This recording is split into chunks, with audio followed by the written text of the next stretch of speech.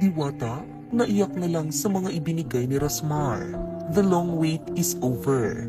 Tuluyan na ngang nagkita ngayong araw ang mga pares owner na sina Rose Maritan aka Rosmar Tan at Deo Balbuena aka Diwata.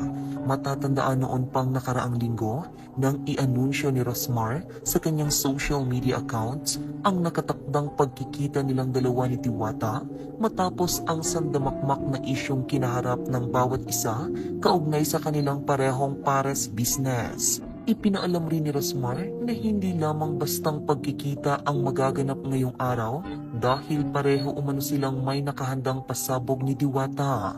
Bukod dyan, may daladala rin pang malakasang regalo ang CEO na si Rosmar na ani ay paniguradong ikababago ng buhay ng para sensation na si Diwata. At tila pinatunayan nga ni Rosmar ang mga katagang when she says it, she means it.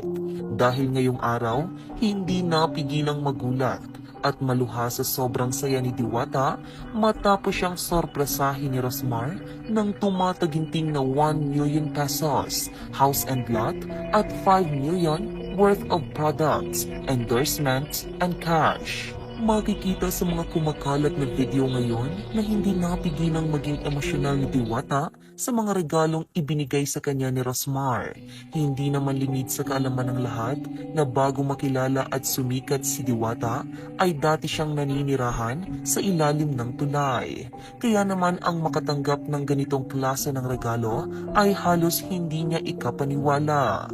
Sa latest post naman ni Rosmar, proud niyang sinabi na hindi niya pinagsisisihan ang pagbigay kay Diwata ng mga naglalakiang regalo dahil naniniwala siyang ang pera ay kikitain ulit.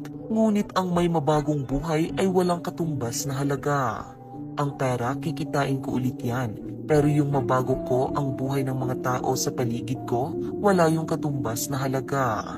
Congrats Diwata, may bahay ka na, instant milyonaryo ka pa, at meron ka pang worth 5M na endorsement, products at cash, palaguin mo, galingan mo. Agad namang inulan ng papuri si Rosmar mula sa mga netizens.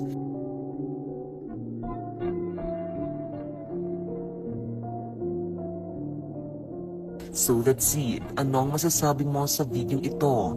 Huwag mahihiyang ibahagi ang iyong opinion sa ating comment section.